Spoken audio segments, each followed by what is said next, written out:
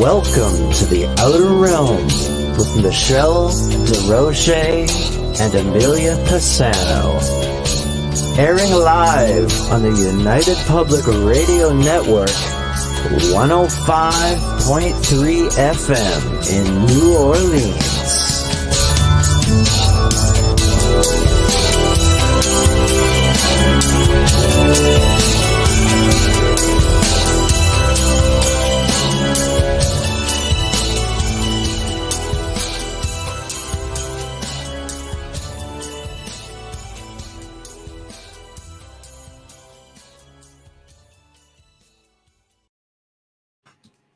Good evening, everyone. Welcome to the Thursday night segment of The Outer Realm.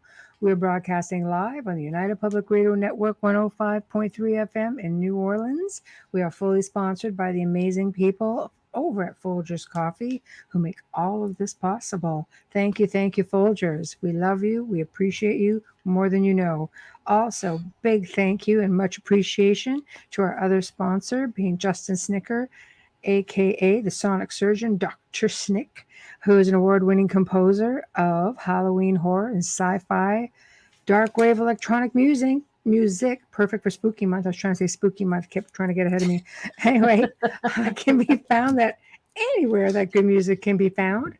And I'm going to have to try to see if we can get a couple of clips of some little spooky stuff. It might be a lot of fun. Anyway, tonight we welcome back Jim Girouard. Hopefully I said that properly. Tongue twister. He's going to be discussing the Matrix in a way, are we living in a simulation, 5D reality, that sort of thing, ancient Sumerian texts. I think he mentioned Georgia Guidestone somewhere in there. It's going to be interesting because it always is. But in order to partake, of course, let's see where we are at tonight. So it seems to be the usual. With YouTube, we are UFO Gods and Extraterrestrials, The Outer Realm, UFO Paranormal Radio, United Public Radio. Same goes for Facebook, UFO Paranormal United Public Radio, The Outer Realm, Canada's Most Haunted News on the flip side, and Joe Montaldo, UFO Undercover. So that's where you've got to be in chat. And I see Zekman and Tamara are already in the house. Hello. Okay. I'm going to send this off because I've already got a message. Yes, I'm ready to go. All right. So, we're ready for him. Yeah, I'm just going to say, see your email. All right. There we go. Perfect. So sounds like it's going to be a lot of fun. Queue up those questions. I love this sort of thing. Joe and I are going to be doing the Gray Zone based on living in a simulation and Matrix and all this crazy stuff. And oh boy, the stuff that I found, even with what the movie was based on, I think it's going to be a lot of fun. So I don't know how much, Jim's going to delve in all of that because he really moves around a lot.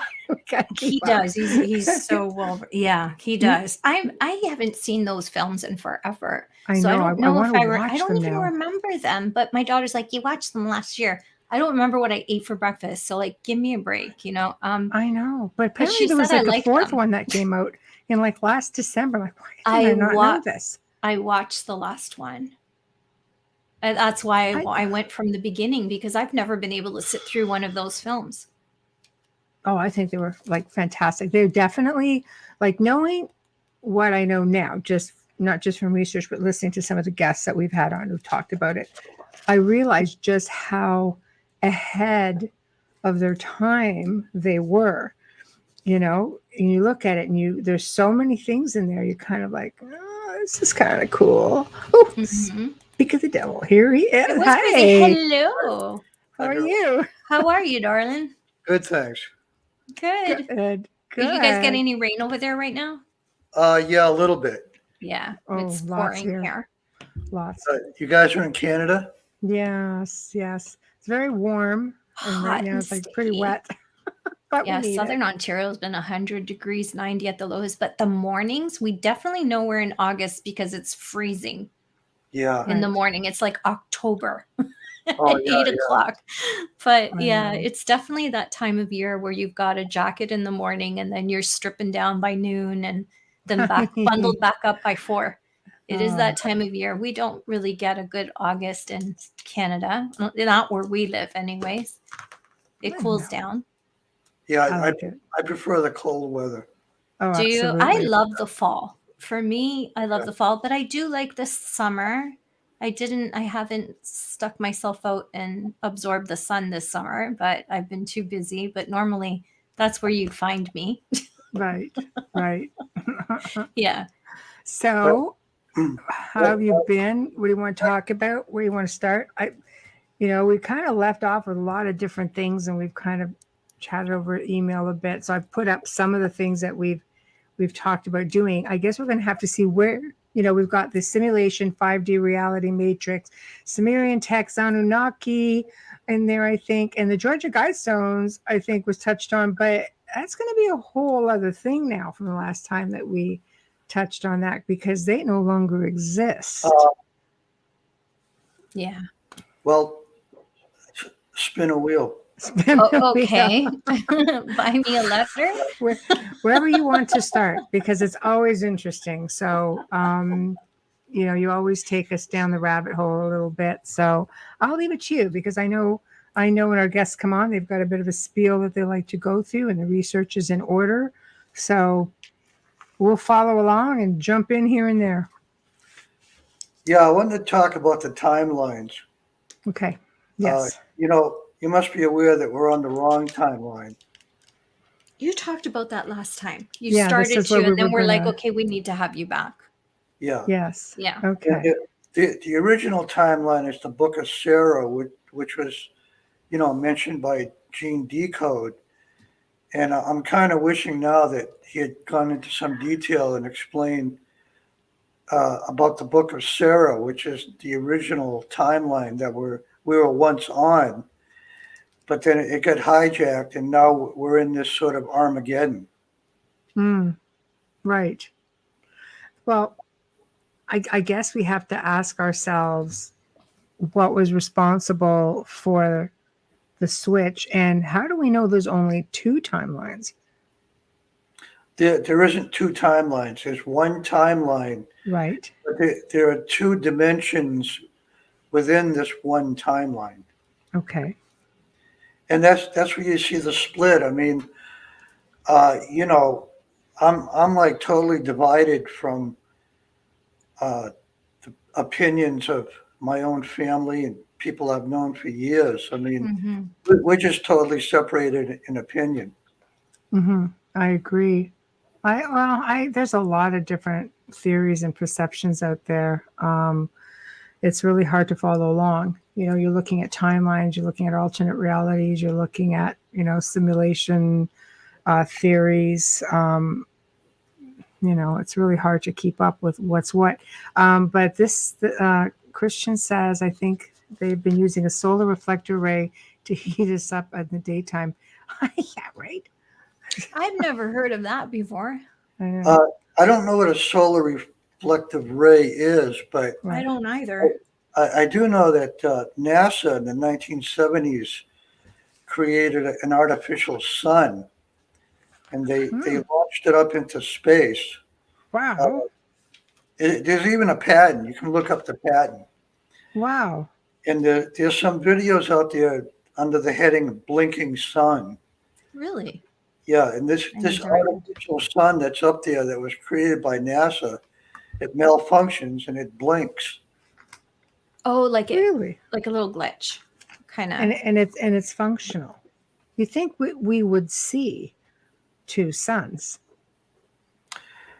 From what I understand, the real sun became diminished in its strength. Oh, really? Okay. Seems pretty strong. I'm gonna have nightmares. Tamara saying Mandela effect. Well, the Mandela effect is huge in the whole matrix simulation theory. Does it apply, Jim, to the dual timeline theory? I think it would. Yeah. Well, it tends to be an understanding that there's two timelines because there's such a division. Between opinions, like I was just mentioning, but actually, It's more like dimensions. And one of those dimensions is the one we're familiar with. And this other dimension is now appearing. It was always there. But because of this tear in the veil, which is what they refer to as revelation, we're now seeing that other dimension. So the tear in the veil. It's funny you say that because a lot of people have been saying that they feel as though we don't even have a veil anymore, and that everything, which makes you wonder with the paranormal, is it paranormal or are we just, crisscrossing over and seeing things dimensionally or interdimensionally? Well, let's just say that Dorothy has pulled a curtain, and now you're seeing the Wizard of Oz. Dang. Okay, I just want to know, where are the ruby slippers? I'm kidding. I'm kidding. I actually own a pair. Yeah, there's no place like home. Yeah. Right. I have a pair. I have the witch underneath one shoe and Dorothy underneath the other, painted underneath the soles. Yeah, actually, the Wizard of Oz was a mind control, because the word Oz stands for ounce, and ounce is a measurement, and measurement has to do with the money system.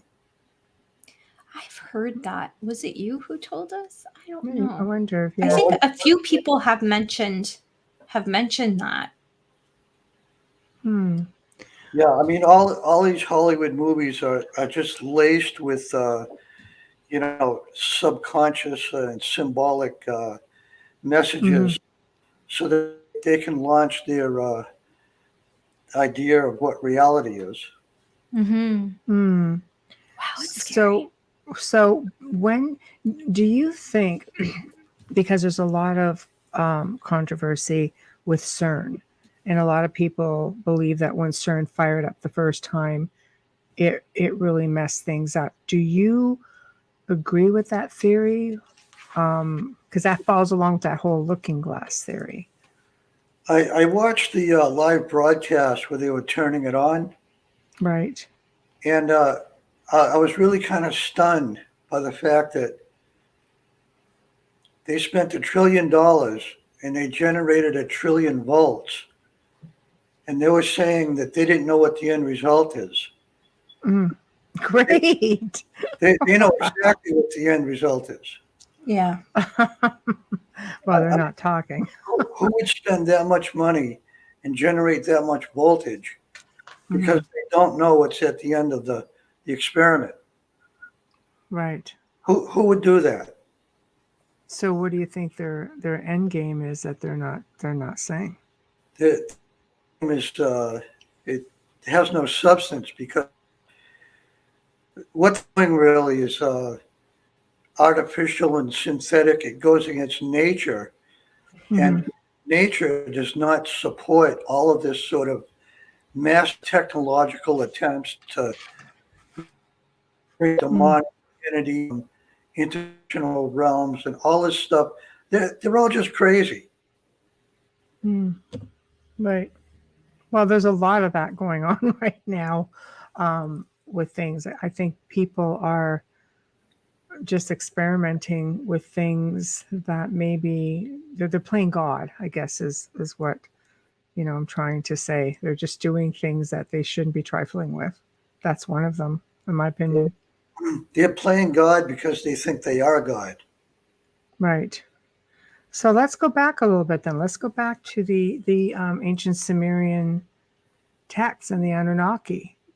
Basically, you're saying when you go back to the ancient Sumerian texts, which go back, 450,000 years ago, and they're talking about, kings. They have a whole list of kings. They have these tablets.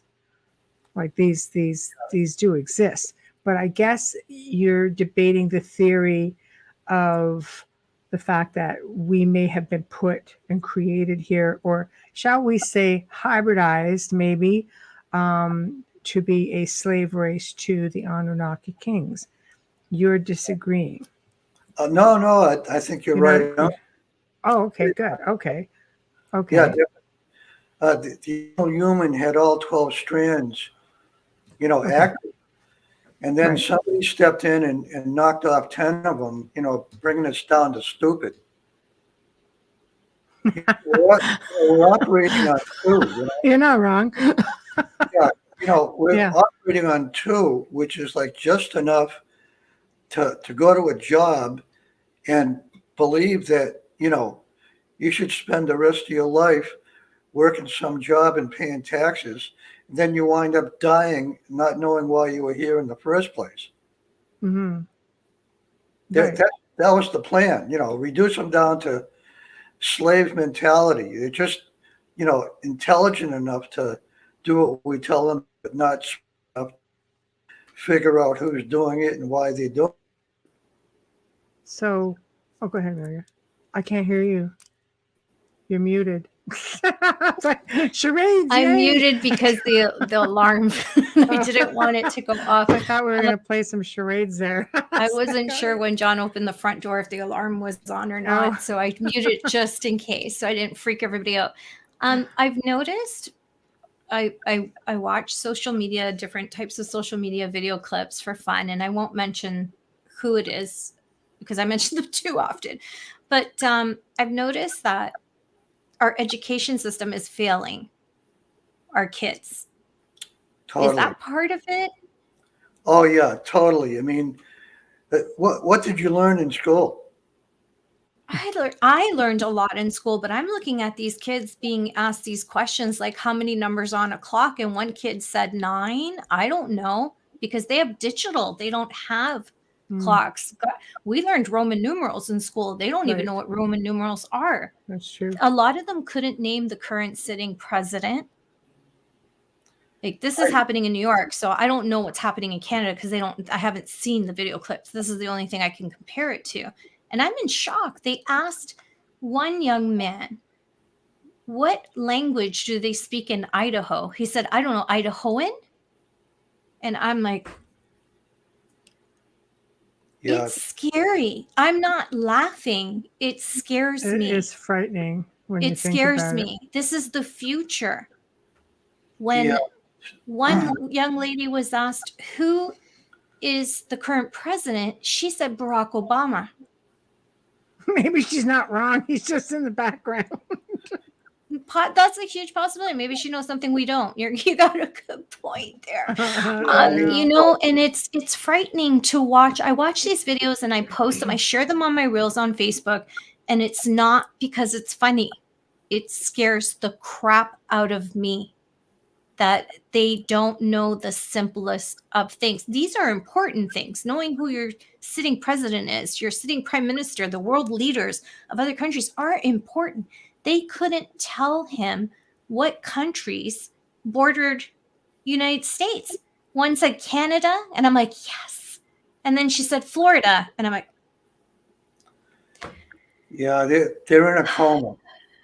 It's terrible because as a parent, I'd be, my daughter's 25 now, so it's different. But, when I'm looking at these teenagers, it scares the crap out of me because I'm wondering, what are they teaching in school? What is going on? You think they would give us back some of our DNA strands? It's been a long time. Especially for that. I think we're paying for it. So no cursive. Like we could take out a generation driving stick and writing cursive. We could just blow out an entire generation. The level of ignorance has just kind of gone over the line. Yeah. Well, there we go. Zachman, he was a teacher. Sad state that our education system is in. Hence why I left almost 10 years ago. Wow. Yeah, it's interesting. It's interesting how it fits into, I want to say the dumbing down of everything. Well, it's got staying power. No kidding. Oh my God, right? I think at some point you have to really consider, what common sense is and how to just develop your powers of observation. But they're not doing that because they're sending text messages all day long. Mm-hmm. They really are numb. The technology. They're walking into telephone poles. Right. I've seen it. Right. I've seen adults do that. It's not just kids. I've seen people my age, completely oblivious to everything. Yeah, a lot of people, they don't realize this, but like in the summer weather, you turn your phone on, which generates heat, and then your body generates heat, and you go outside where it's hot out, your phone could explode on you. Yeah, you're not supposed to have a phone on a beach when you're in the Caribbean. Yeah. That I do know. Yeah, I mean, it's just common sense. Mm-hmm. So, question going back to the DNA strands and things of that nature, do you think, I mean, we're supposed to evolve as a race. Obviously, when you think about it, 450,000 years ago, we would have been sitting pretty much with, I would say, Cro-Magnon in and around that era, these type of individuals. I mean, we did evolve at some point. Did some evolve because there's this whole theory about this Rh negative blood type that up to 30,000 years ago did not exist. You only had brown-eyed, dark-haired people. You didn't have blue eyes, green eyes, hazel eyes. You didn't have all these different colored hair and complexions. And how does that fit in, do you think? That's a question, because at some point there was Cro-Magnon, Neanderthal, which were like what they call primates, I think. Mm-hmm. But one of the things that people don't realize about the Neanderthal is that they were very intelligent and very strong, and they were very advanced. They had culture, they had communication. We just think of them as being a bunch of dumb apes. No. Yeah. But at some point, they were injected with this 12-strand DNA, which is what they call the original Adam Cadman, which is the name of the original human. Mm-hmm. And with all 12 strands activated, your immune system is perfect. Right. You don't get any diseases. You can drink poison; it has no effect. There's been thousands of children recently that have been born with all 12 strands, and they're telepathic. They can walk through walls. I was going to ask about that. Yeah. There's a child in China who has the ability to turn off all the computers in the world with his mind. Okay, so I imagine who created this child? Yeah, they're all under lock and key, I'm thinking. Well, I wanted to get into this a little bit about that. Okay. You take it wherever you want it to go. We'll follow along. Yeah, in the late 1930s, the Nazis, which had sort of a limited technology in terms of blood, had enough technology to realize that if they did a blood test on the man and the woman, and if they were a perfect match genetically, then they got married. Okay? Right. So the children that they had were bigger, stronger, more intelligent, and faster. Okay. And a lot of them had blonde hair and blue eyes as well. So where did that come from? The idea here is that certain people, couples that match up genetically have stronger children because their genetics match up. So like, the love and romance thing probably wasn't there that much. Mm-hmm. Probably came later. You're living with somebody, you tend to like them a lot more, but or have trouble knowing how to live without them. Mm-hmm. Not necessarily tend to like them. like arranged marriages. Yes. I mean, everybody back then, like, right. In Germany, everybody belonged to the military, so right. They all did it for the fatherland. So these couples got married, and they were right. It actually worked. Their offspring was much stronger and faster and more intelligent and everything. But what they didn't realize is that nature itself has its own spontaneous selection. Hmm. So in other words, 1 out of 1 million or 1 out of 10 million couples will get married and have a child, and that child will have all 12 strands activated. Do you think is that nature, or could that potentially be extraterrestrial intervention?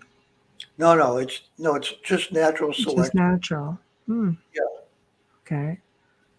Okay. Well, I've heard of people, that I've assisted over the years who have said they've had an extra, you know, DNA strand, or that they have, like, there's bits and pieces, but all of them basically have had ET experiences, which is why I asked the question. Oh yeah. That's another phenomena where some of the DNA strands get activated by their, I don't know, abduction or their Right. contact with extraterrestrials, because what they're doing is that they're stepping into a geomagnetic field which is much higher than the one we're in here. Mm-hmm. It's Right. that geomagnetic field that activates the DNA. Right. So the DNA strands are all there. It's just a matter of being born with them all being activated, or Yeah, having something in your life, an experience that can fire one or two or all up, basically. yeah. They call it junk. They call it junk DNA, but Right. nature doesn't create junk. No, no, you're not wrong with that. That's Wow, interesting. it is. So people who don't get sick, or people who heal quick, things like that, um, chances are would have enhanced DNA, at the Yeah, very least. Right. yeah. I had my DNA activated some 20 years ago by Claire Loft. Mm-hmm. What she did was she lined us all up in a straight line, and then she walked up behind me with a crystal wand, and she pointed the crystal wand at the base of my skull, and she chanted some mantras from Atlantis. Mm-hmm. So I don't know if it turned on one strand or two or three or whatever, but You noticed a difference with it? in a subtle way, in the long run, I did. Right. But Right. it wasn't like fireworks or anything like that. But yeah, it's Right. Right. No. subtle. Right. Can you see any of this, Amelia? Yeah, I can see Revelardus is boy. I spot on is what I'm thinking. That's what I thought. Spot Yeah. on, as it's your vibrational status in the magnetic field. Right. Yeah, There I you know go. some people who never get sick that are as smart as an ice cube. I find it hard to believe that they'd be advanced DNA in any form, to be Yeah, honest. I don't get sick, like, Yeah, hardly but you're ever. smart. Yeah, I but know still, people who are I not. don't think of it as being anything exceptional. It's just I being think, smart with, how you care for yourself. I don't know, but I don't get sick. Yeah, some people. yeah, Rare. I get sick all the time. If you get really good genes from your parents, I do. Yeah. that's one thing. The other thing is just being intelligent about getting enough rest and sleep and exercise and eating good and things like that. Mm-hmm. Right. Okay. So where do we go from here? So we're getting into the DNA strands, and evolution. You would think, like Amelia was talking about education, we're supposed to be evolving. We're supposed to be, like, we've been dumbed down. Like, can't we breed ourselves out of being dumbed down? Like, it's Well, just I think what they ought to do is restructure the education system sure. to be in harmonic resonance with the mind of the children. Right. The Oh Waldorf my school does gosh, that. it's You so know, bad right now. teach them what they need to know next instead of, Right. a bunch, a big line of facts that they have to memorize. I mean, Mm-hmm. but most of these kids don't even know about the ride of Paul Revere and who Right. George Washington was. I mean, it's all. No, they don't. That was another one who was the first president of the United States, and they had no clue. So Getting back to the Sumerian texts, you say basically you brought in the Georgia Guidestones somewhere in this. And of course, they're gone now, but people thought these were like really evil things and talked about maintaining, a population of 500 million people. But there were some really good things in there also, like leaving room for nature and trying, basically getting along. I think people get freaked out when they hear one world government, but all of our governments and religions and nobody can get along. So is that necessarily a bad thing? Yeah, I'm being devil's advocate here, pardon the pun, but isn't that necessarily like a sort of evolution, except for like maintaining a population where they're talking about, losing, 7 billion people? It's not far off from the UN or anything like that. This idea of the population going down is not their idea originally. It's something that comes from prophecy from India. Right. But what they're doing is they're mimicking. You have to understand that they have access to all the occult knowledge and all the prophecies. Yes. Because, when they burned the library in Alexandria, they took all the good stuff and burned the library with all the stuff that had no substance. That's right. So now they've got all these books. They've had them for thousands of years. They have all the occult knowledge about magic and sorcery and prophecy and alchemy, everything else you could imagine. So, somebody takes this big piece of stone and they put a message on it. I mean, to me, it's no different than a stop sign. Right. You know what I mean? It's just a piece of rock with something written on it. Right. Right. So why do you think so many people put so much emphasis on it? To scare the shit out of you. Okay. kind of like Y2K. They didn't understand the Mayan calendar and they just kept insisting that the world was going to end. Yeah, I mean, I believe that most people have like this running obsession about the end of the world, and they just love the idea of it. Yeah. Well, it's a big hit from some really good movies. Yeah, I'm kind of like being around. So I'm not quite ready to fall under the whole apocalypse wagon just yet. Maybe it has something to do with the same idea like in comedy where you see somebody trip and fall and you laugh because it's somebody else tripping and falling. Right. So maybe they're obsessed about the end of the world because it's kind of like a final conclusion to everything, That's a good point. You'd be just so obsessed with it. I could see that completely. Yeah. If the world doesn't end, then we're in this sort of endless loop of all of this madness and all this insanity, just going on and on and on and on. And for what? Endless rabbit holes. Yeah. So they try to make sense of it and come to terms with it in their own way by believing that. Yeah. Well, the extremists, for sure. Well, if you get into the conversation with an environmentalist, they would tell you, yeah, you are killing the earth and this is going to happen. That's a different way. That's a scientific approach. And then you have the extreme theorists that believe that, the apocalypse is here. Like the horsemen are already in place. Yeah, they do believe that's exactly what we're going through. Yeah. But I guess it depends on the timeline we're in. Right. Have you heard of the looking glass theory at all, Jim? Oh yeah. I told a typical skeptic, he's a friend of mine, about Frank Jacob. And, Frank's been on the show. Been a bit controversial. We're still editing that last one. He's awesome though. Yeah, YouTube gets a little funny. But yes. Probably doesn't have much of a filter and he just puts it out there. I know. Well, again, it's okay. We don't care, but I mean, YouTube doesn't feel the same way. Unfortunately, yeah. But I kind of wish I didn't have a filter sometimes because. No, I'm glad you do because we've been able to have you on more than once. You keep the show without editing it. Yeah, without editing it or without it getting pulled.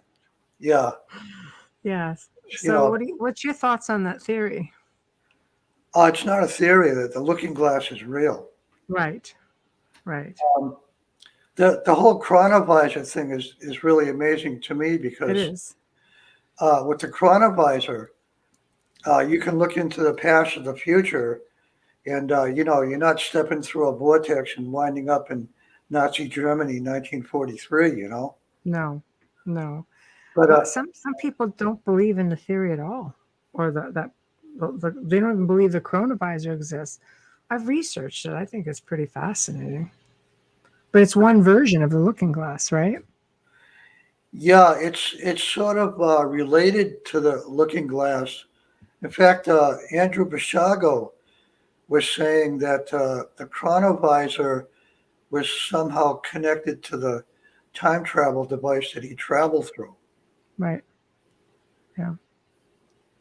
I got a question for you. Sorry. My bypass.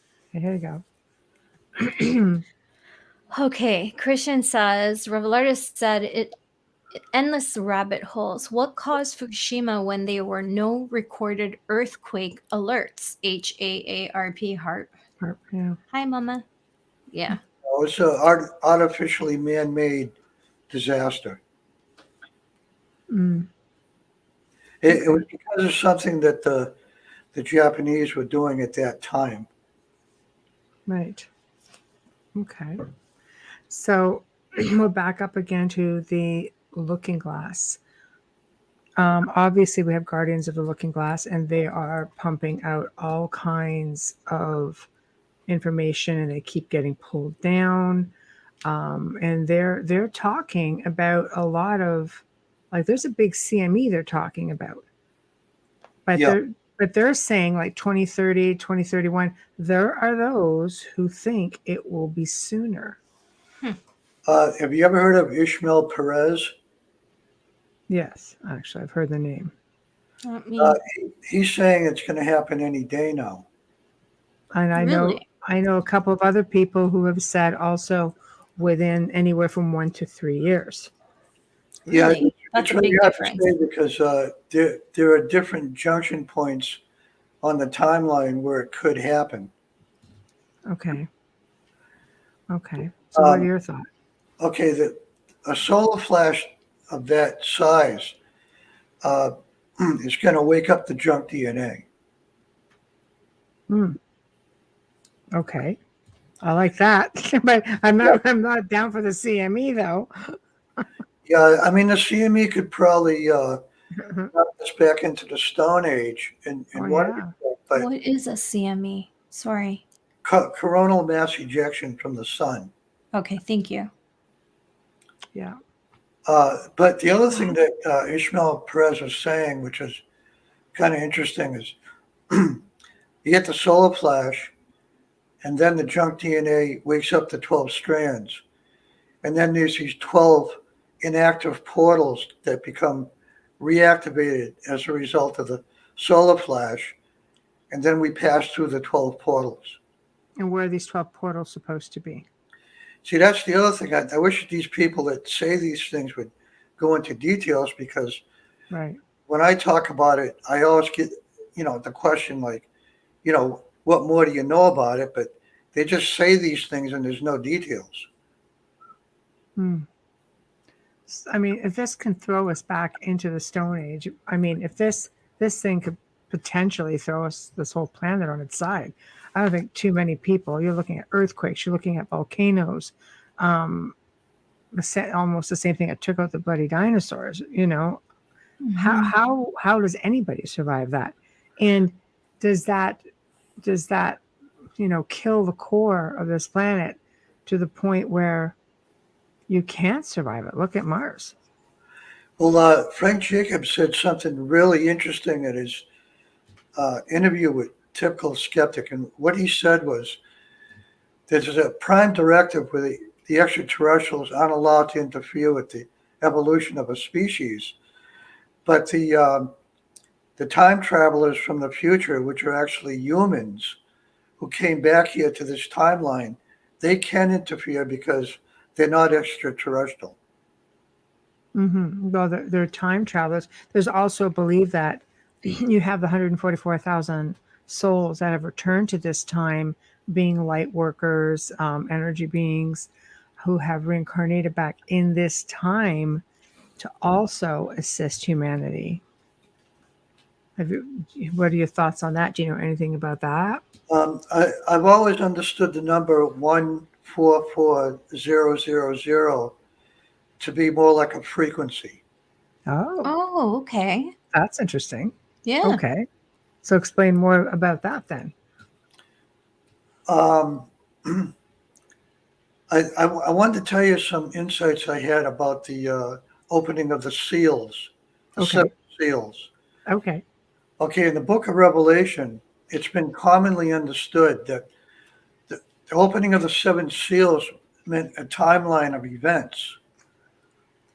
And I know all about this because I study with the Seventh-day Adventists, and their specialty is the book of Revelation. But the real meaning of the opening of the seven seals is the opening of the seven chakras of the body, which is the reactivation of the junk DNA. Okay. Makes sense. Which, in a sense, would bring us back to the book of Sarah. Okay. So and we know who Sarah is, right? Yeah. In the book of Sarah, it's just like this timeline, except there's no Armageddon. So that should have been the proper timeline then. It was the original timeline, but there is no proper timeline or right timeline because timelines are determined by collective choice. So every time you change your mind, basically, you can alter that timeline. Yeah, I want to tell you a story about that because it's kind of related. Okay. Around 2012, I did a reading, and it said in the reading that 20 people would be shot and killed by Uzis, which I interpreted as maybe a drug deal that went bad. But then on the bottom, it said, if you chant some mantras to Lord Shiva, it will be avoided. So I knew this couple that lived in Japan at the time, and I was talking to them on Skype on a regular basis. And a couple of days after, well, let me back up a second. Sure. This married couple from Japan, he was a Hare Krishna and his wife was a Shivite. So Hinduism, yeah. Well, disciple of Lord Shiva. Okay, so I decided not to ask them to chant these mantras to Lord Shiva. I just didn't feel compelled to do that. So a couple of days later, I did another reading, and this reading said that the timeline had been changed and it had been avoided, but nobody chanted any mantras to Lord Shiva. So about 5 minutes later, I got a call from them on Skype, and the first thing they said to me was, we just got done chanting mantras to Lord Shiva. That's interesting. Okay, so if you know about these events ahead of time, the timeline can be completely changed. Right, which is essentially what the looking glass is. But there are people purposely trying to alter the timeline to benefit themselves, I guess, the 1% powers that be. Yeah. Right. The looking glass shows you 144 increments of 7 days at a time. So it's 4 times 7. Right. And I mean, they must have set up a camera and filmed it. And I'd love to see the film because so far I haven't heard anybody say anything about the film made. You know, I mean, they must have filmed it. I would think so. I think that's just a lot of information that you wouldn't find. I mean, there are a couple of photos out there from the chronovisor that are floating around. I'd like to see that. Oh, really? I'll send them to you. Yeah. Yeah, I'll send them to you. there, because I've researched it. I researched it for another show that I do called The Gray Zone, and that was something that we researched extensively. But again, there are some people that don't really believe much in these things. They're just no, that's you can't do that. You can't see forward. You can't see backwards. But somebody out there is looking like they're seeing something because they sure seem to be able to bounce back and forth fairly easily with a lot of the things that they're getting away with. Well, if you took away their cell phone, they'd probably panic. Right. Oh my God, Probably. I'm so happy without my. I'd panic. I don't. I mean, I have 2 cell phones. Me too. Turned off all day long. Oh, I can't say that. Yeah. You know what? I still have not a landline, but a cell phone for my house. So anyone, and I've mentioned this before, anyone who's close enough to me that needs me has that phone number. So I turn the cell phone off because I don't know if it's the empath in me, my frequency. I don't know what it is. It just doesn't sit well. And if I turn it off, I sleep better. Yeah. You should turn all that off, right down to your Wi-Fi. Yeah, your intuition will never steer you wrong. Right. So, okay, so we are in this predicament. And if everything they're saying is correct, we've got this CME wave coming.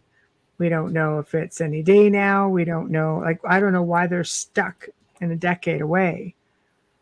There's a lot of people who think this is something that we need to prepare for now because there's a lot that's going to start happening. But, I mean, can we not shift timelines and not worry about it at all? Boy, these people, they probably watch Jerry Springer every day. I'm laughing because we have an inside joke with Jerry Springer. Maybe not every day, but maybe once a week. Who doesn't love drama? Right. I don't know. They tend to believe the junk television, right? Too much, so I think.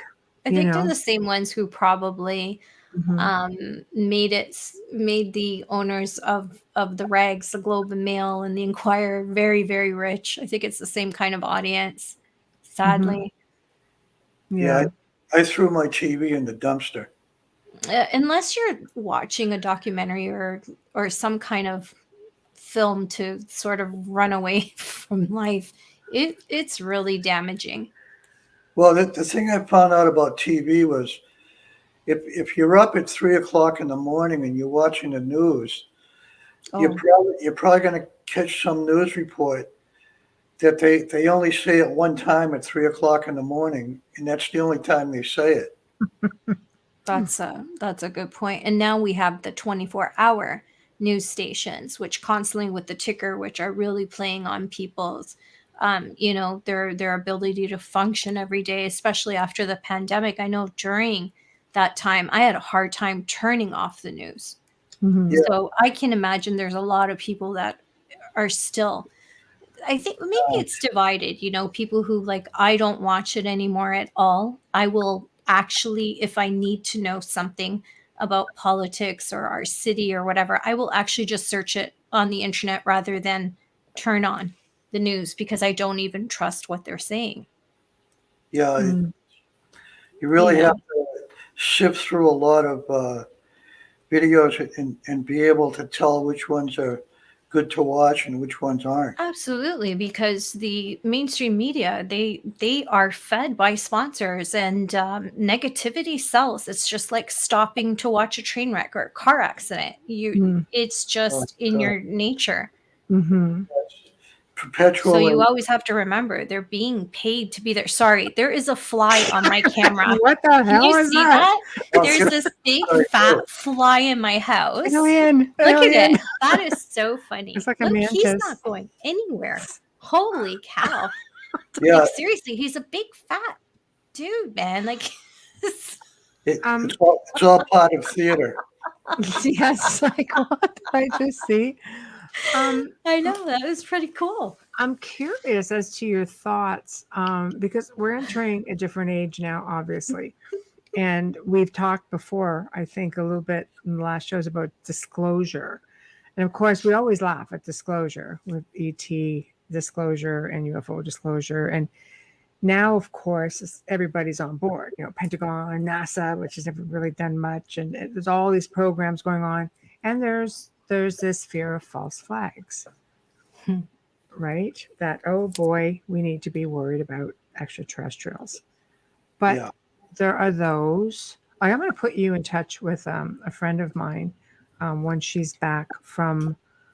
She's on a bit of a vacation right now, because I think you guys will be able to enlighten one another. And she's listened to you in the past shows with us, and she's very, very curious, and she's really knowledgeable, I think, with things that might sort of blow your mind a little bit. And I should just send you a link to the show that she was on last, but it'll be anyway. She's expressed interest in being in communication with you, and I think you guys will really hit it off. But this is a concern, of course, is because some believe that extraterrestrials, as we go through all of this, will at least reach out. Look, there's one reaching out to Amelia right now. And this thing I think is it might be a mantis, actually. And it's the CIA. They're in my office. But then we have this other narrative where, there'll be false flags, and they're the ones that are going to cause, all this chaos, because no, we're the military. We don't trust it. We're going to be under attack, because this seems to be the theme, as that they're going in that direction. So how does that fit into, does that fit into the whole Revelations thing? It's just going to be the CME and everybody's going into bunkers because we're going to be attacked by extraterrestrials. Who has a bunker? No, it's all of this stuff is all external. It's all outside of you. It's all projected and superimposed. It kind of reminds me of a lyric in a George Harrison song where he's saying, you can't learn the truth from liars. Yeah. Didn't they go through that whole fear and needing bunkers like years ago before Vietnam? Wasn't that a thing in the States? They're going through that now. They're doing it. Yes, now. but it's repetitive. But we did this thing already, right? Right. Yeah, I don't have a bunker. I don't understand this idea of being safe. Do you really want to live in that world after, though? Yeah, you get run over by a truck just crossing the street. So, where's the safe place to be? Yeah. Well, with that sort of a natural disaster coming up, I don't think there is a safe place. That's what I'm saying. All these people that they're heading for the hills or getting into these underground bunkers, you'd have to be so far down that even then you're dealing with earthquakes. You have a planet going in complete upheaval. I'm sorry, you're getting earthquakes, you're getting volcanoes, things are going to heat up. And being underground is not necessarily where you want to be. Well, I think of death as a once in a lifetime opportunity. Oh, some people tell you they've done it a few times. I wouldn't miss it for the world. Yeah. Nobody gets out of here alive. This is all very true. No, it's true. What's the point, really? Well, I don't think you have to. I don't fear death, but I'm a little concerned as to, how the demise will actually occur. I think that's more of a concern. Well, we're genetically programmed to die, probably before the age of 100. Right. And then unless you live in Sardinia. Unless you're drinking pure water and clean, organic food and things like that. But those places on the earth are very rare. Yeah. Sardinia is that way. It's one of the top for, and that's on the west coast of Italy, an island off the west coast of Italy where the centenarians are living 104, 105. There's one woman there, 112. She's still teaching. Yeah. Yeah. And probably in good health as well. Absolutely. And you see them like still exercising. It's, I think, lifestyle water, like you said. And then sometimes if you want to get into like kind of conspiracy things, you wonder if these people are meant and chosen to live longer for a reason. Well, according to their karma, yes. Yeah, because living longer can be a blessing or it can be a curse, right? Depending on who's still there with you. Yeah. Yeah, exactly. I wouldn't want to be the only one left. That would be my worst nightmare, would be to bury my loved ones. Yeah. Yeah. So let's go back to the revelations, so to speak. You'd made mention, obviously there'll be political upheaval. It's funny you made a comment about reptilians, because there is a lot of theories that reptilians do live on the planet in tunnels. They were here before we were. Yes. Some believe that they were even instrumental in sort of tweaking humanity at some point, giving them more free will. Yeah, that goes back to who's the Wizard of Oz behind the curtain. Right. Right. Who's pulling the strings, and I mean there are so many frequencies that we're being bombarded by, and can't see or feel any of them at all. But No. There was this one guy that he had a video where he took aluminum foil and he pasted it all over the walls of his house inside the room, Mm-hmm. And he went into the other room where he didn't do that, and the gas meter was going off like crazy in the red. And then he walked into the room with the aluminum foil and it went down to 0. Oh, wow. So What? frequencies, do you think that I'm going to go in with the 5G thing? Do you find that since those things have gone up, I find that since those things have gone up, that I hear different frequencies now. But it seems to be constant. Did I tell you about the 2 generations of 5G antennas? I don't know that you did. If you might have touched on it the first show. No. Okay. Because I know we've chatted about that a little bit. So yeah, we're supposed to do it today. The first wave of 5G antennas is extremely dangerous because it affects the blood system, but it also has a built-in electronic detection system to be able to tell who's human and who's alien. Really? That's interesting. That is really interesting. Now, how does it do that? Because I want to know who's the aliens.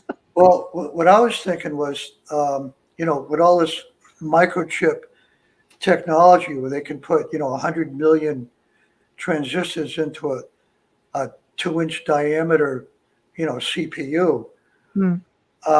Why can't they just create an app that you can get on your phone that tells you who's human and who's alien? Right. Because I would imagine that aliens, from what we know, are telepathic and they don't speak the way we do. Why would they need a cell phone?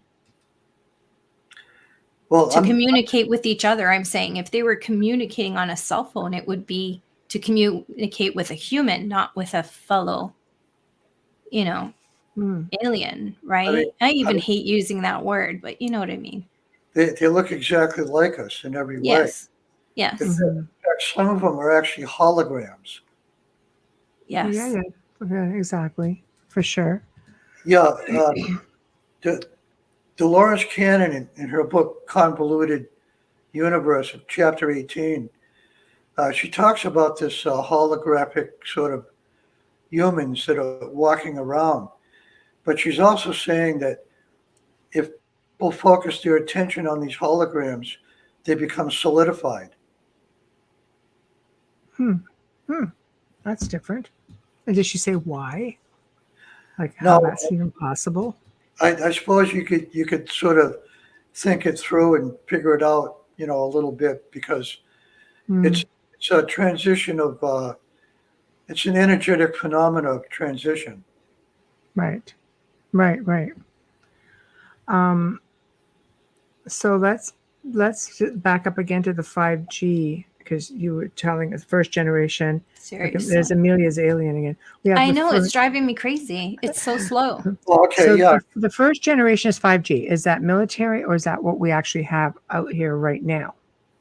That's like in your everyday community. Okay, this is something you need to find out about, because there was a second wave of 5G antennas that was redesigned by the Trump administration, where they took out the central core and they replaced it with vanadium. Okay, you cut out. Sorry, I didn't get that last bit. Yeah, they replaced the central core with Right. a substance called vanadium, Okay. which renders the antenna harmless. Oh, so see, that's like, so you don't know, because here, when original lockdown, I guess it was easier for them to get out and get things done without a million cars on the road, but they went up fast. Without any cars. You weren't allowed on the road at the time. They went up fast. I have a filter in my wall which neutralizes 5G. Right. Yeah, I know you can get that too. Really? Yeah. Yes, Dana. During the March 2020 lockdown. That's right. Yeah. Absolutely. Right at the top of it.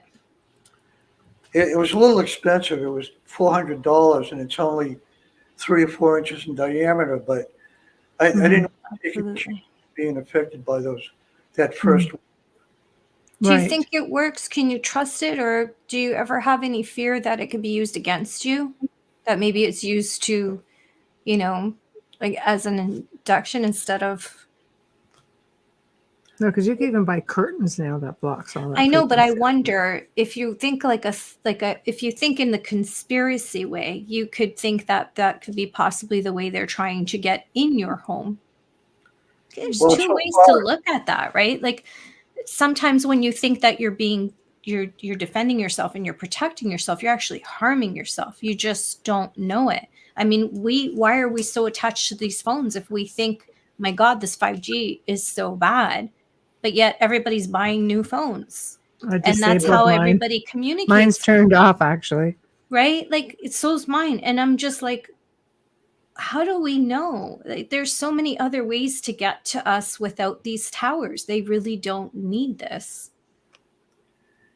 Yeah, in my case, I just didn't want to take any chances. No, I agree with you. I'm just saying, like, my fear is it really helping, or are they trying to find a way in? That's what I'm afraid of. Like, I believe that you bought it for that reason, and a lot of people that do it for that reason. But I've got to wonder, even with our Faraday boxes that we buy, and I have Faraday envelopes, boxes, I have all of it. But I just wonder sometimes. Yeah, your thoughts are actually much more powerful than this sort of demonic octopus that has its tentacles on everything. Yeah. Mm-hmm. Just crazy. Your thoughts are much more powerful than you could ever imagine. Oh. Yeah. Mine tend to run away. Yeah. Yeah, I was just wondering if you had noticed the frequencies. I think people who are sensitive, when you talk about first generation and second generation, I think sensitive people would be able to tell the difference, because if they're rendered harmless, then I think it would be a lighter frequency. Some of them, I mean, I feel like my head's going to explode some days, and they're nowhere near me. This house has walls that are 3 feet thick. Yeah. But when I'm out in the world, sometimes I'm just like, yeah, you're lucky you get internet in that house. It's so thick. Did you ever see the Sam Muggsy channel on YouTube? No. Okay, she did a weekly show with this guy named Kent Dunn. And apparently this guy had some connections. He might have been an insider himself. Right. And he came on the show one time and he made this one statement. And what he was saying was that the 5G antennas were to prevent an invasion from giants.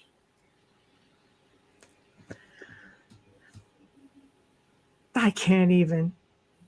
I don't know. I don't know how I feel about that. I mean, mind you, there are photos out there.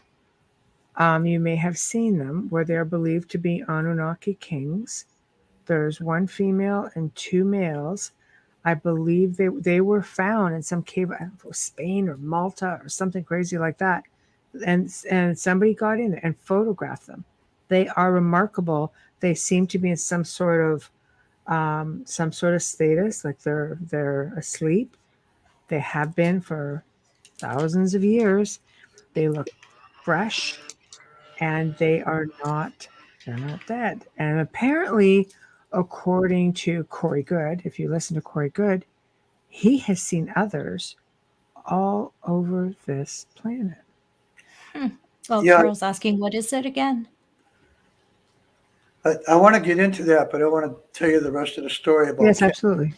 Yeah. Okay, when he made that statement, there was a backlash of hundreds of emails from people criticizing what he was saying because, back then there was protests all over the world against 5G antennas because they're just so goddamn dangerous, Yeah. So on the next week when he showed up again, here's the thing. He didn't backtrack on his statement about the giants. Okay. Okay, so what he was doing was he didn't come on and say it's not true or anything like that. But he didn't retract his statement, which means that either it was true or he believed it. Right. Never talked about it ever again. I wonder if he was silenced. I don't know if he was silenced or not, but I brought this up in an interview I did with Typical Skeptic because there's never been any dialogue about that statement and the fact that he said it. And that the amazing thing is that he didn't retract the statement. Have you seen pictures of these giants, these kings? Have you ever seen pictures of them? I saw a photo just today of a Anunnaki king that was preserved. Okay, they're alive. Yeah, it's not preserved. They are alive. They're just asleep. They're just in complete set. Oh yeah, there's several pictures of them out there. Yeah, it is crazy. So if they do exist all over the place, because a lot of people, you just, for every grain of conspiracy, let's face it, conspiracy theory is a CIA invented word, right? Words. Like, if there's got to be a grain of something, tangible behind it, because there's a reason they're just trying to make it look crazy. Yeah.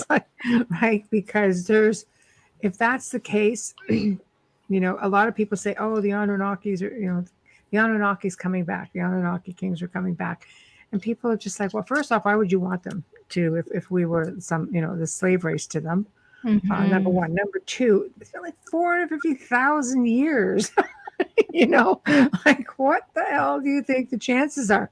But then you see photos like this and you're sort of wondering. And then you have other people, whistleblowers, coming out saying, oh, no, we've seen more of these. You guys, these are pictures of 3. And really, the photos are of 2, but there are 3 in that location. He goes, oh, no, they're in bunkers and caves all over the place. What size are these bunkers, though? Well, they're not necessarily bunkers, but I mean, they're in status, right? So they're in chambers, like they're just asleep. Yeah, I'm using my fan to get rid of the fly. Yeah, there was some talk about these giants that were waking up from Antarctica. They were in a deep freeze hibernation for 30,000 years. And some ancient technology was keeping them alive for that length of time. Right. And at first, they were saying that there were dozens or maybe hundreds or even thousands. But then in the end, they were saying that there was millions of them. Oh, see? But I mean, how could these towers really fight against? I mean, let's face it. They're a big target. They would be. Yeah. The American Indians, they had a problem with giants and they killed them all because the giants are so big that they're easy to hit. Right. But 5G, I mean, you would need one hell of a frequency. You'd need something bigger than these towers to do any real damage to them. Mind you, Yeah, if it's a frequency thing and they turn them on. Whoever's putting up these towers, by law, they're supposed to get an ordinance from the town hall, but they're not doing that. Here's something interesting also. Amelia, can you see that? Yes, thank you. Christian says nanoparticulates are like spraying the carrier wave for connections via geoengineering. Yep. There's a lot of stuff that we don't know about. Oh, absolutely. Yeah, I know. Like I said, the whole frequency thing to me is really fascinating because I speak to more people now who are saying that their heads are always buzzing, like they're not quiet at all. Things just aren't quiet for them anymore. Yeah, and there's this new sound that's being heard by people all over the world. It's like metal scraping. And apparently with this scraping, I guess they're saying this AI, whatever, could be communicating through it. But there's this metal scraping. And there have been witnesses who have experienced, or experiencers would probably be the better way of saying it, who have been coming forward saying, we've been hearing this. What is it? What about that one state in the United States? Is it Michigan that there's a hum and it's been going on for years and not everybody in the town hears it? Yeah. But yeah, I wonder if that's thing. But I wonder if metal. But I wonder if that's we're just hearing it as a hum, but maybe they've always had that kind of. I don't know. This scraping metal sounds like, like it's just like nails on a chalkboard to me. I don't think you'd miss anything like that. But where does that come from now? Like things are changing out there, and we're really sensitive to certain, vibrations and frequencies, and you tend to wonder, is that how, the whole control thing will take place? Well, when Nikola Tesla died, the FBI went in and confiscated his notes. You mean when he was murdered? Well, or if he's still alive, I don't really know. But anyway, the FBI took his notes and they sent the notes to the Russians after that. And then the public announcement was that there was no substance to his notes. Right. Well, his nephew had to fight to get them back. And when it all came back, it was missing a box with some of the most important experiments that he'd done. How could the notes of the most brilliant inventor of the 20th century have no substance? Right. It had 100% substance, and they took photos of everything. Right. Is what really happened. Exactly. So, this Tesla technology is what's playing out right now with all these antennas and frequencies and, people hearing buzzing in their head and all this other stuff. And then there's nanobots that get into your bloodstream. I mean, they're in your blood and they're in your brain. They figured a way in. So, yeah, I mean, nanotechnology, people, it scares the crap out of people. It scares the crap out of me. I don't like foreign bodies in my blood. It's just, this seems to be, I don't know, we just seem to be in an age, and again, I have to be so careful what you say because, you'll knock the show off. But, they have definitely found a way, and people are being affected. And when you've got this frequency thing going on, is that part of what's like, are they all working together is probably the best way I can do it without sticking it to us. Well, the tinfoil inside the hat isn't such a bad idea. I know, that's what I was going to say. But, I want to tell you about this protocol I did from a PDF file by decode shows you how to get the nanobots out of your bloodstream. Right. And I did the whole thing, and part of it was to buy a blacklight flashlight, which I was able to get it off of Amazon for about $10. It's real small. Right. But you need that blacklight flashlight to shine it on your skin at the end of the process to see whether or not the nanobots are coming out of your skin. Wow. But see, like that's scary. That's complete 1984 stuff. But I did it, and in the end, there was nothing coming out of me. I'm pretty sure because, for more than 10 years now, I've been taking diatomaceous earth. Mm-hmm. Right. And what the diatomaceous earth does is it destroys your parasites in your bloodstream. Really? Yeah, there's two types, one for animals, and then the other one is food grade, so if anybody listening wants to get the diatomaceous earth, they have to make sure it says food grade. We can't even talk about that on YouTube. Be careful about that. So, yeah. Christian says apparently Trump's father was one that was amongst those collecting Tesla's records. I did read that he was one of the many that were actually in that room. But they believed it was his grandfather. They believed had time traveling. Yes. Capabilities. So who knows? The family is definitely a curiosity. Here's a question. It's got Jim. quite a lineage. Dina D, hello, darling, says, I have a question, if I may ask. How thin is the spiritual veil with spirit, Bigfoot, and technology 5G? How connected is it? We were talking about that earlier.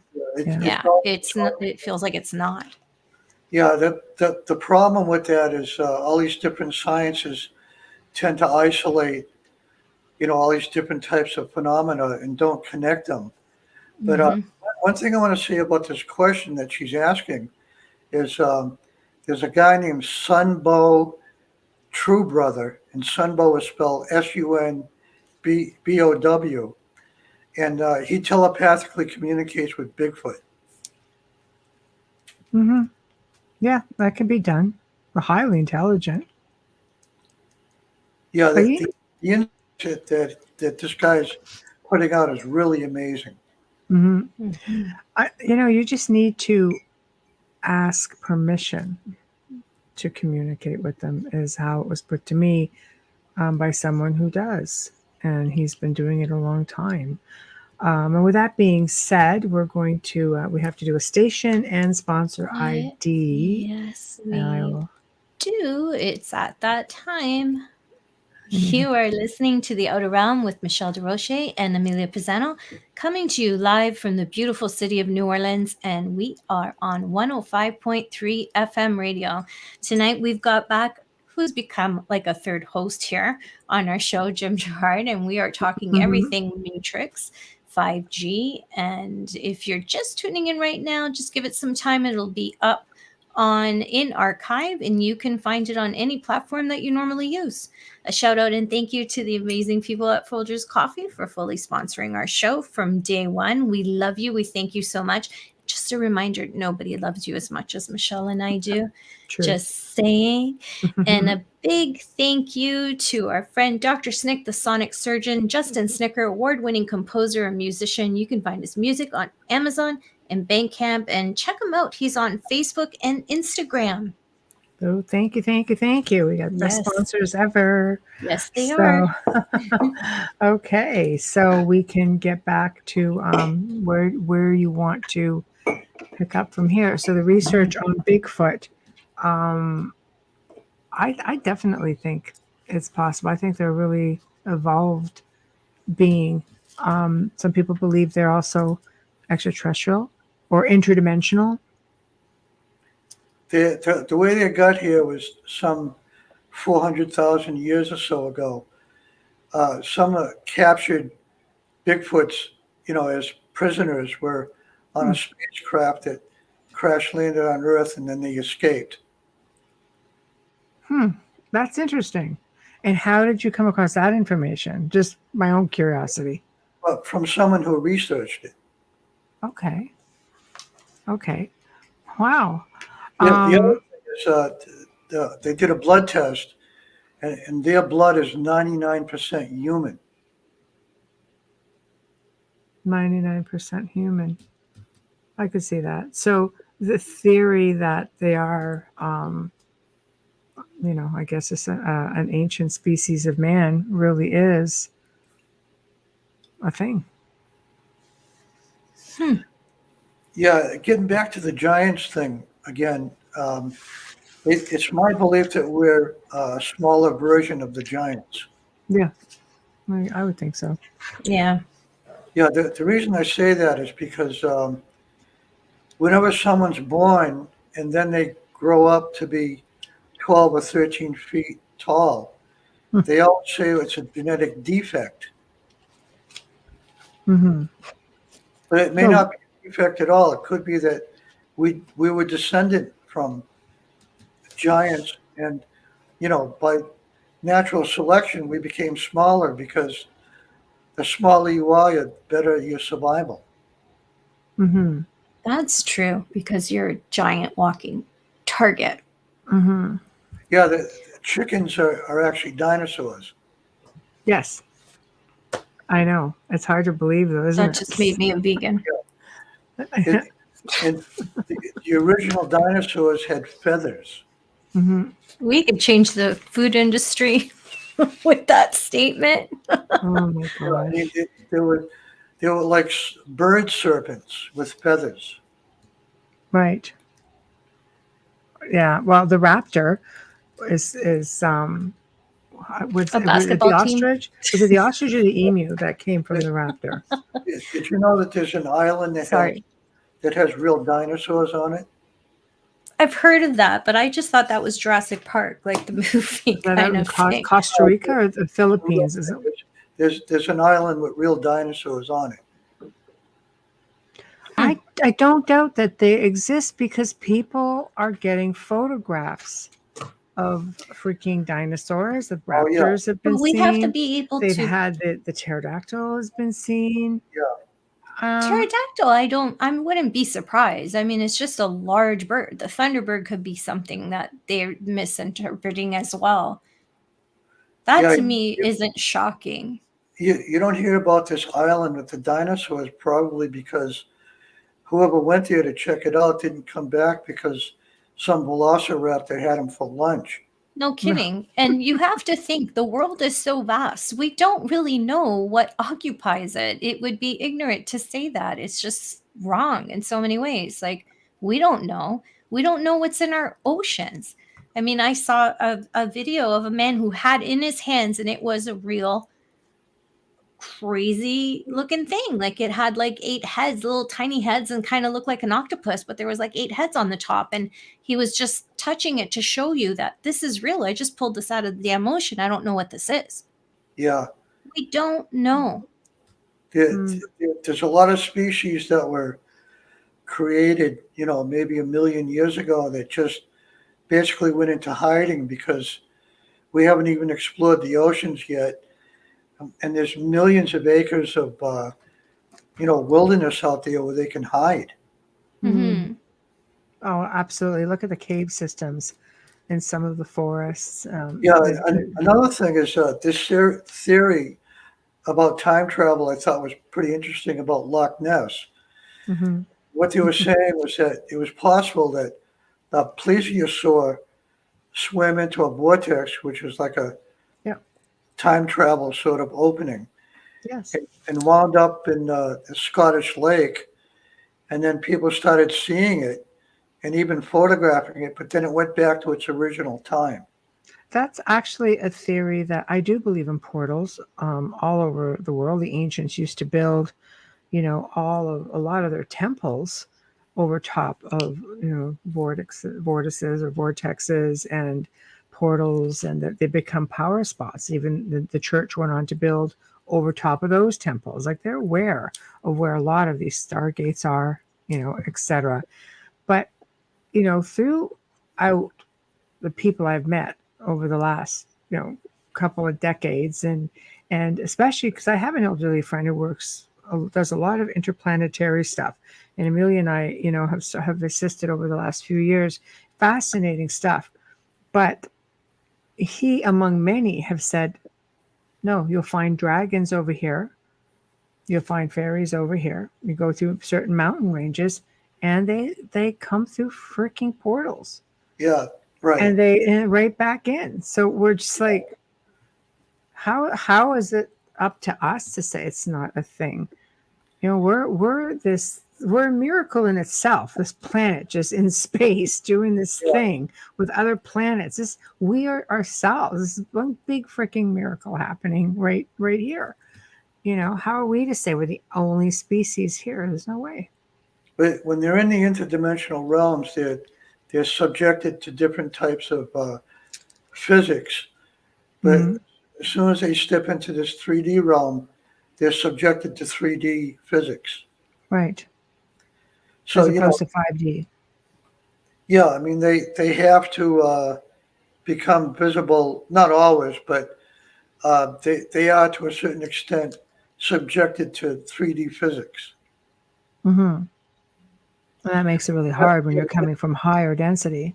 Yeah, that's why some of them have been able to have been captured. Right. I guess it sort of weighs you down a little bit, so to speak. Just the terminology, because you're downgrading. Yeah, the interdimensional thing is probably where most of them are coming from. Right.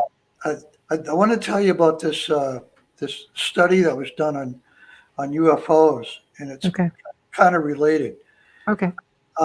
They found out that from studying the propulsion systems of these UFOs, that they were all terrestrial, and that none of them were interstellar. Right. Okay. I believe it. I believe a good chunk. If they're not interstellar, that means they didn't travel here from other planets. And the other thing is that if they can only fly within Earth's atmosphere, that must mean they were manufactured on Earth. It's a good theory. I mean, some of them within the oceans, If they fly within Earth's atmosphere, then they must be built on Earth. And who built them? What if they're coming through portals? Because that's a big belief as well. They could be coming through portals. Yeah, coming through portals. And we know that, military and governments have reverse engineered. Some people believe the Greys are, versions of us, but from the future. We know that, we're not the first kick of the can with respects to civilizations on this planet, without a doubt, but, this is a question pertaining that I find interesting because I've researched this also. Oh, why are there so many doorways carved into rock faces worldwide? That's a really good question. If you look at, right? Yeah. Okay, I'll let you take it. Jerry Willis, I think is the guy's name, who one of these carvers, but he had to go to a Peruvian shaman to get a 3-tone mantra. That he had to vibrate these 3 tones to activate the opening of the door. And then he went into this other interdimensional realm. And he was approached by a being there. And the being kind of explained to him that they sort of put us here as an experiment and that they were observing that. I've heard that. But then he had to figure out how to come back through the doorway and come back to, his wife was waiting for him on the other side. And there was some time displacement as well. She said it was only 15 minutes, but he said that he was in there for several hours. Wow. So a bit of a time slip also. It's you know what? It's fascinating to me. I do think that the ancients were on to something. I mean, they emulated these, star visitors wherever they may have come from. dimensions. They coexisted with them. They learned from them. And a lot of, like, when you're talking doorways, if you look at a lot of ancient structures and mountains with temples built onto the mountain or in, you do see just a random doorway by itself. Just like, what is that about? Mm-hmm. There's a lot of them even in Italy. Just on cliff sides and that you'll find doorways from old cathedrals, and they'll have just this stone wall that they used in protection during wars in ancient times, and then all of a sudden there's just this opening off a side of a cliff.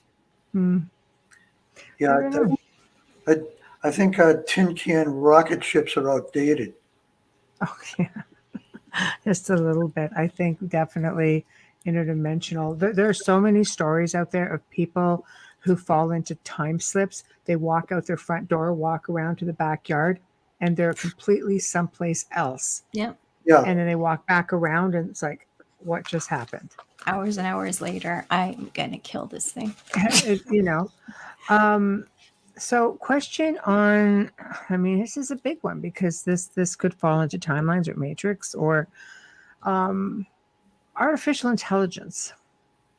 Do you think the way we're going that this is going to be our downfall? Or do you think that we'll be in control? If we transcend and get beyond all this stuff, there won't be any AI at all. Oh boy, that's a tall order, Jim. I would hope. When we get back to what they call the original Adam Cadman, which is the original human design by nature, 12 strands. Right. Your immune system is perfect. You never get sick. You can drink poison, has no effect. You got superhuman abilities. Who needs artificial intelligence? The elite. Well, they're going to be they're going to choose to be on the other timeline and get all of these nanobots into Okay, now I understand. You're speaking as to this timeline. Okay. So for those who evolve and enlighten or awaken should be able to slip back into the original timeline. Yeah, the way that I think of it is that you wake up one morning and you realize that the whole nightmare is over and that you can't even remember what Armageddon was even there in the first place. Right. I think that's how it's going to play out. Right. And what the timeline for that, like with respects to time, not so much the line, but what do you foresee? A decade, a year, 20 years, 100 years? No, it's not going to be like that long. Like we were talking about these opinions earlier, and Ishmael Perez was saying that he thinks it's going to happen any day now with the solar flash. Yeah. Some are saying like a year or two, and then the year 2030. But what it feels like to me is like two pressure cookers about to go insane. Well, some believe Andromeda is creeping up a little too quick, and that just is the eater of galaxies. Well, we're getting very close to what they call the photon belt, which has the galactic sun, the central sun, I think is what they call it. Okay. And the central sun and the photon belt is very close to our sun. And, like most people believe that the sun is a gaseous heavenly body. It's not gaseous at all. Right. It's actually very solid. It's made out of crystal. But some believe it's also a portal. It is a portal. I was just going to say that the sun is actually a conduit for these celestial energetic phenomena that come from all the other stars are being channeled through the sun as it's acting like a conduit. And this celestial energy that hits us, let me explain it this way. The sun is not hot and it does not give off light. Mm. Okay. I'll bite. I'll bite. Yeah, the celestial light wave, not light waves, but the celestial energy that comes from the sun hits the atmosphere, and the atmosphere transforms those celestial energies into light and heat. Right. Okay. Okay. So, 3 years ago, the Koreans announced to TV news media that they had just landed a man on the sun. So how come the rest of the world doesn't hear about this? It was on the news, but they made a joke out of it. I see. Okay. That would You know, explain it. Right. it's one of those news reports that you hear at 3 o'clock in the morning. Right. Right. But Of they course. actually announced, they must have figured out that the sun wasn't 93 million miles away, and it wasn't a gaseous heavenly body. And if it's only like 2 or 3 thousand miles up in the firmament. So why is Bill Gates trying to block out the sun? Dim the light, so to Well, speak. because they're trying to stop the DNA activation. They're trying to stop it, of course. Yeah. Shocker right there. Yeah, Here's they're trying to keep us stupid. well, pineal gland calcified, all of that. That's a big one right there. Fluoride. You have to fix all of that. Here's a good comment that again another theory for you. Yeah, Wayne Mallows. Hello, Wayne. Says, I've also heard that ET built all of this so that another species that evolved many millions of years ago to no longer need a physical body. It's a testing ground to see if they can exist in this physical. Yeah, I believe that's right. Yeah. Yeah. Because there's so many, oh my gosh, let me restart that. This damn fly. there is. We've heard it's often said that they can't survive in our climate because of all the pollution and so forth. Just the atmosphere in general. Yeah. I mean, hypothetically, and the light. If the grays are us in the future, for example, they're frail little things now too. Maybe it is a matter. Makes sense though. Well, that's just an example. Go ahead. No, I'm saying it makes sense that they'd be frail. Yeah.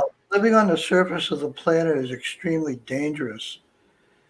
And other civilizations out there go inside the planet. That's true. They say the same for the moon. Some people believe the same with Mars, even though some people believe Mars is a dead planet. It's got no core. Finished. Gone. I think they're just telling us that. Nobody really knows. Yeah, it's probably not dead on the inside. No. How do they know? They found water droplets. They found signs of life. Yeah. I think they tell us what they want us to know. Yeah, the frequencies that exist in the inner Earth, like you can't just walk down a tunnel like Mammoth Caves. No. And wind up in the inner Earth with their civilizations. You just can't do that. Right. Amelia, your friend is a very so big done distraction. With this. If he wasn't so big and slow. Jeff Goldblum, buzz off. Right. So, big and slow. Okay, here's another question for you.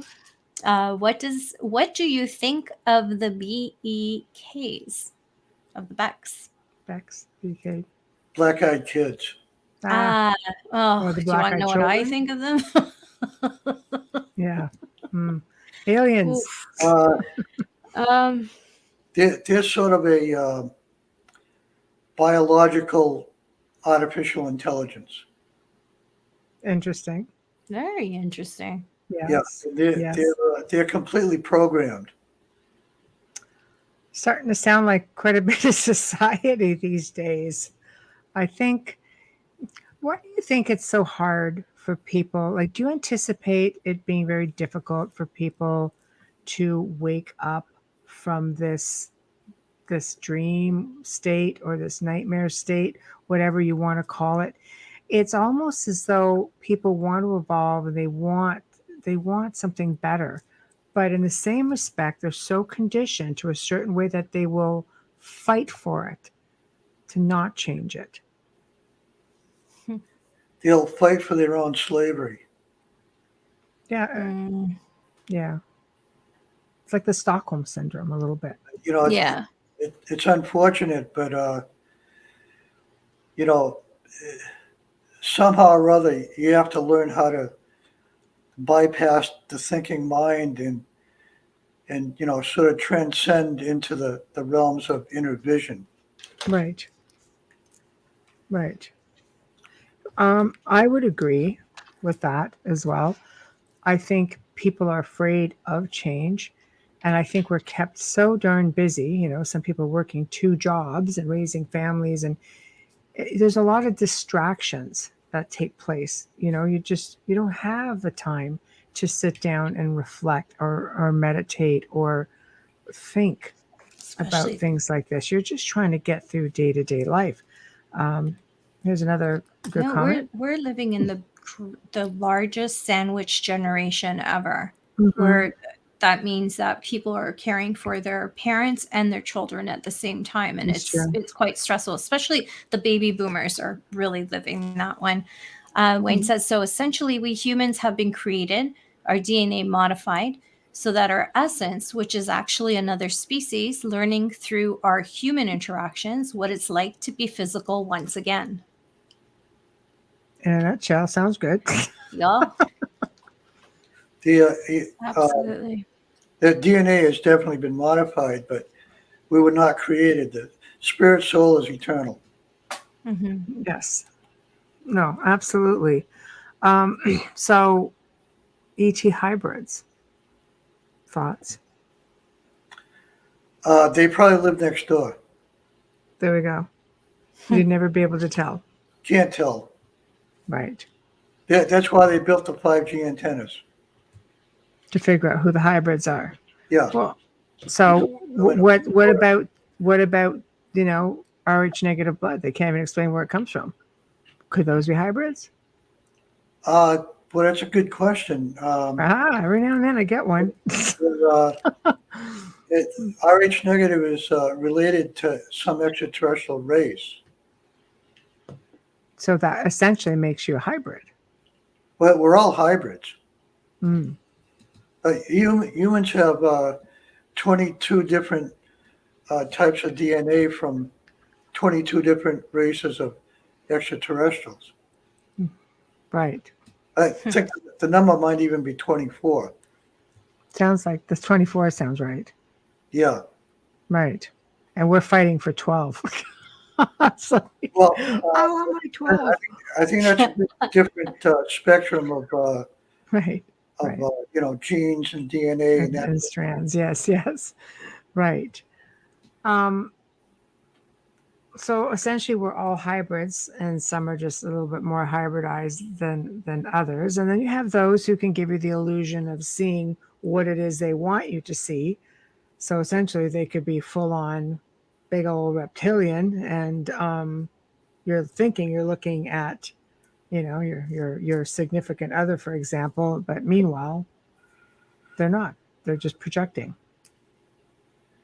Yeah, I mean, somehow or other, we're fooled a lot. I think like for me, it all goes back to the reactivating the junk DNA because once you become fully human again, then you're sort of accessing these universal energetic currents that like you sort of read about this like in the Bible stories where Jesus did miracles and stuff, but actually what it was with him was he just basically put his false ego aside and allowed those energetic currents to do what they do best.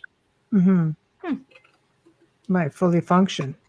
Yeah, and the reason we're not doing miracles is because we get this false ego and phantom personality. And I mean, it's suppression. Yeah, you have a first name and a last name and a social security number and a birth certificate. And Yeah. It's all false. It's all numbers and contracts. Yeah.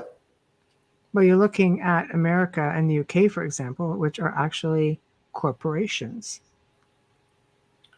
They're actually corporations. Yeah. Not so much countries. They are corporations. Yeah. A lot of people don't know that. So, right? That's why you get your birth certificate, then you get your employee number so you can be paid, then you get your death certificate, then you end up with a plot where you're buried or put or whatever. And then you pay the government to That's give right. you that plot. Yeah. Mortgage, which is that lifelong contract that they just never seem to let you pay off. So and taxes. It's a great system. If you live in a house long enough, you've actually paid for it 3 or 4 times. Yeah.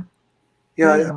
I made out a will not too long ago, and I left instructions for my family to do a cremation and then take the ashes and buy some Ganges water off of Amazon and place the ashes into the water. Why not? Well, in India, the Hare Krishna devotees, as a tradition, they cremate the body and they pour the ashes into the Ganges River.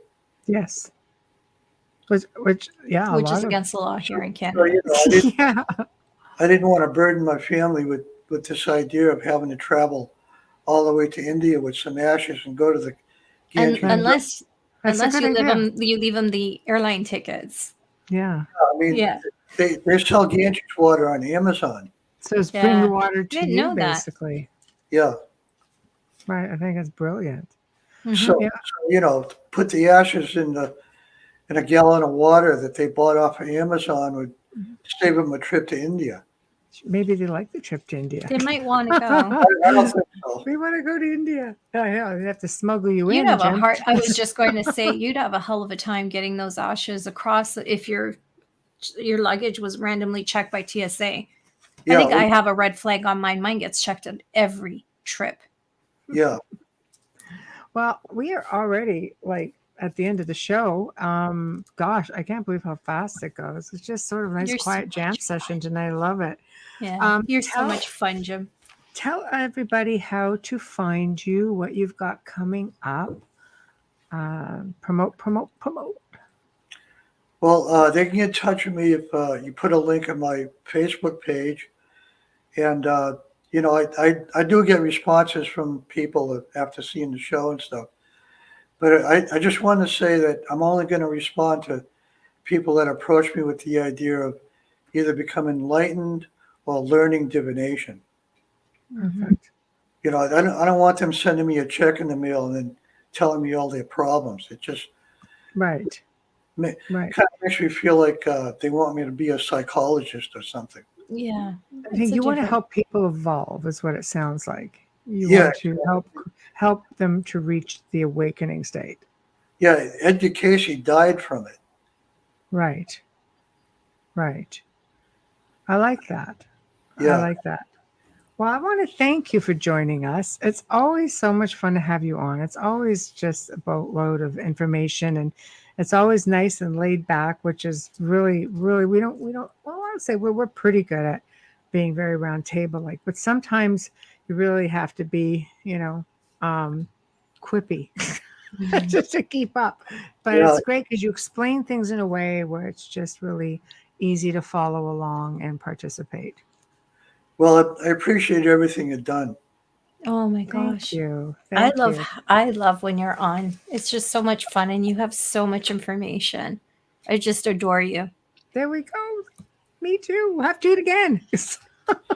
Well, I guess I'm sort of like a walking dictionary of insanity. I don't think it's insanity. For me, it's sane. There we go. And lastly, here's a comment. Yes, Christian just loves you. He said, he is a man after my own heart. Pure brilliance. Thank you, Rebel Artists. And Zachman also says, great show tonight. Thank you, Jim, for joining us again this evening. Have a good night, everybody, and have a great weekend. Thank you. You too, Zach. You too, Zachman. So thank you for joining us. I'm going to close off, and I will be in touch with you via email. Thank you. Have a good weekend. Thank you, Jim. Thank you. Well, that just went way too quick. Holy smokes. But always fun when he's on. And he's got so much to talk about. We could just do this every few months and, keep going. But anyway, huge thank you to Jim Girouard. Always a pleasure. Big thank you to Folgers Coffee. Big thank you to Dr. Snick, Justin Snicker. If you would like to contact us or be on the show, or someone you'd like to see on the show, please message only via email at theouterrealmcontact@gmail.com, theouterrealmcontact@gmail.com. Whichever platform you happen to be watching the show on or listening, please subscribe or join the group or like it up, whatever it takes. It really is important, and we appreciate your support. So please, again, wherever you are, just be a part of that community. And also, Folgers commercials. I'm going to be a harpy at it. Let's get them going. Come on. Promote. Just promote yourselves and give us a good Folgers commercial while you're at it. Now, next week is going to be guests from, of course, the other side of the pond. Wednesday, we bring back our dear friends Carl Cookson and Hamilton White. They're going to be popping in to share what they've been up to, and God only knows what else, but it's always an adventure, and we're looking forward to it because they're a whole lot of fun. Thursday night, for the very first time, we're going to be bringing Barry Fitzgerald on, and you guys might know him from Ghost Hunters International. I think he's been on Destination Truth. He's just a really, really knowledgeable person. But he's going to be discussing his new book called The Deception of Gods and Men. And boy, oh boy, I just saw the little wee write-up that we'll post along, with we'll put a picture up and such on the group page. And it looks like really interesting. Tomorrow night, tune in again, because we're going to be having the Church of Mavis, which is another one of our network shows coming on. And I believe they're going to be on at 8 p.m. Eastern. And then, of course, we've got the Centralists, which is always knee deep in everything. And a lot of fun, controversial, got everything balled up in one place. So you definitely have to get in the chat room, especially if you want to get into some political stuff that is just very even keel. So check that out at 10 p.m. Eastern. Saturday, I believe, guys. Yes. The Gray Zone Uncensored with myself and Joe Montaldo. And we are actually going to be talking about the Matrix. And are we living in a simulation? And holy crud, I found so much stuff that you guys would be going, what? No way. So anyway, until then, everybody behave, and we'll see you hopefully Saturday, but for sure next week. Take care. Good night.